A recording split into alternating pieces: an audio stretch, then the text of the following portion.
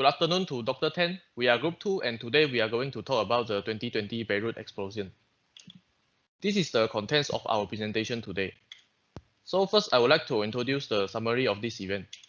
On August 4, 2020, the Lebanese port of Beirut undergo a devastating explosion. A warehouse containing about 2,750 tons of ammonium nitrate ignited and set off a massive high-intensity explosion that destroyed much of the city. The strength of the blast was considered one of the largest explosions recorded in modern history. A week after the blast, the escalating protests forced the Prime Minister and 3 of his cabinet ministers to resign. The culprit of this tragedy is caused by a compound called ammonium nitrate. So what is ammonium nitrate? Ammonium nitrate is used in fertilizer and bomb making. It is a salt made from ammonium and nitric acid, and it is highly explosive.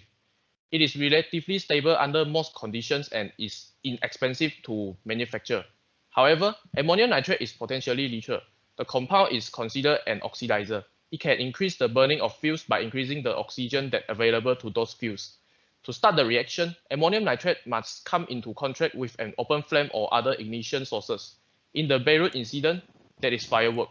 And that's all my part. Thank you. It is my turn to share the cause of the event. So, what is the trigger of this event? Next, according to the Lebanese official, the ammonium nitrate stored in the port seen a ship docked there in September 2013 and was later abandoned by the ship owner and crew. Following by the cause of the event, the major reason was attributed to the mismanagement of the port, corruption of the government, and inaction of the ship owner. And what about the main process of the whole incident? In the first explosion, it is slightly triggered by the firewood and heavily damaged the structure of the warehouse itself.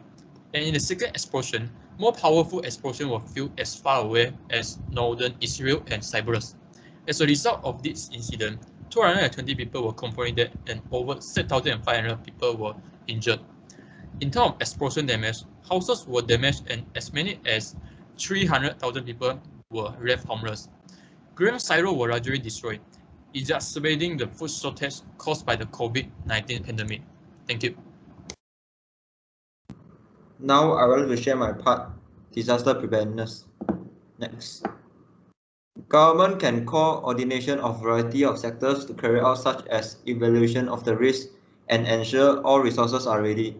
First of all, government should always remind and spot check the storage at the port so that people will not store dangerous items in the container and causing serious accident.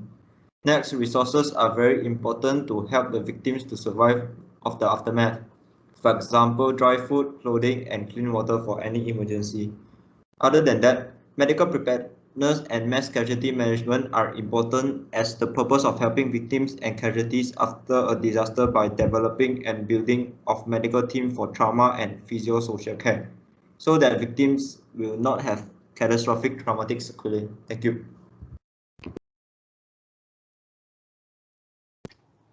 Now it's my turn to talk about the response. In medical, International Medical Corps has launched an emergency response coordinating closely with the government and other responders to provide help to overwhelmed hospital and health facilities.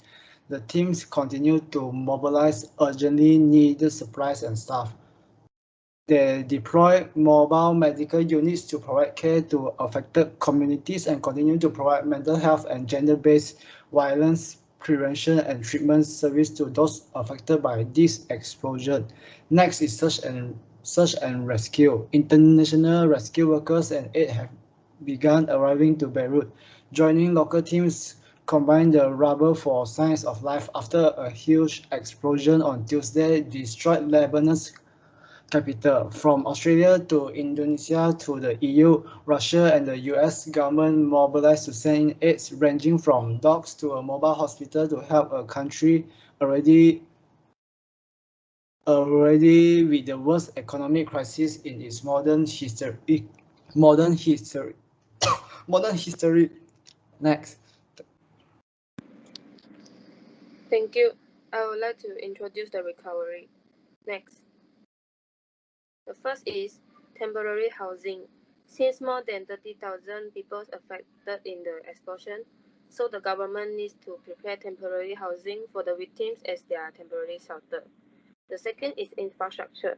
After the explosion, the government needs to repair or rebuild the damaged facilities, such as hospitals and schools, and return the people's welfare. Next.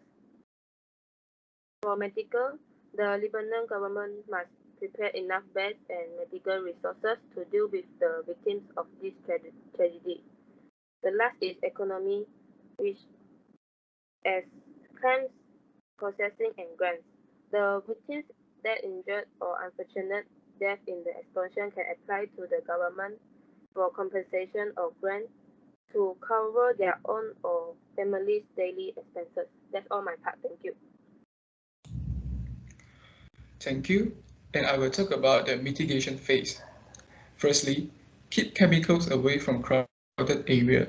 Based on our study, the warehouse that store ammonium nitrate is just few minutes walk from shopping area and nightlife area in Beirut. Hence, in order to reduce the number of affected people in such cases, this destructive and explosive chemical should be stored away from crowded area. Therefore, even if an explosion occurs, the number of affected people can be minimized. Secondly, chemicals that store in warehouse should have inspection regularly long term. The purpose of inspection is to check the condition of chemicals. For instance, the way of storing chemicals. Is it in a proper way? And is it any leakages on the chemicals? By having inspection regularly, the authority can respond very first if there are something wrong with the chemicals before the situation goes worsen. Thank you, and that's all from us.